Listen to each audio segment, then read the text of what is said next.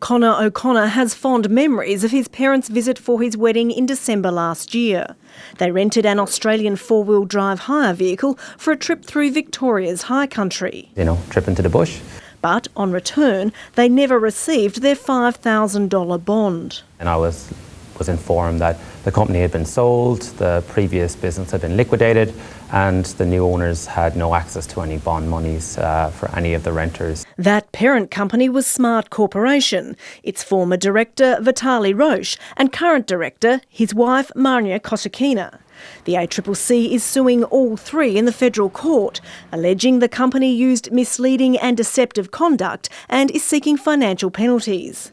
But that's no help to Mr O'Connor. And basically I was just told to deal with the liquidators.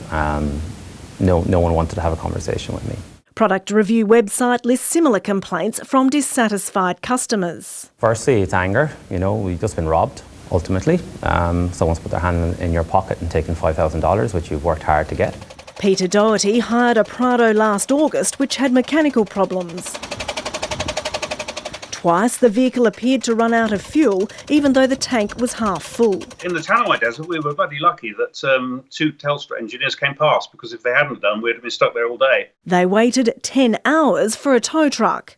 An Alice Springs mechanic found the fuel tank was badly contaminated with what looked like black algae, which had blocked up the tank. The hire company immediately said, well, this is your fault, you put in contaminated fuel. An allegation he vehemently denies. When it came to get the bond money back, they wouldn't give it back. He says he's still owed $7,500 and had hoped the ACCC case would prevail.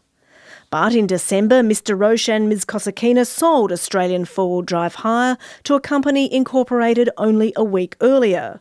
On the 23rd of December, Smart Corporation went into liquidation, with debts now estimated at more than $3.6 million.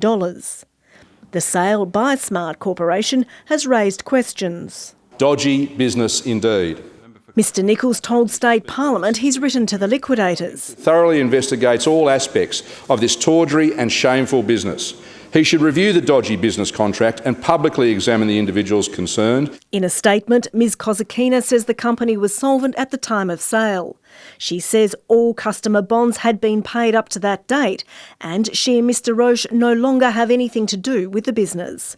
A spokesman for the new owners says they're only responsible for customer bonds paid after the date of sale, not those outstanding.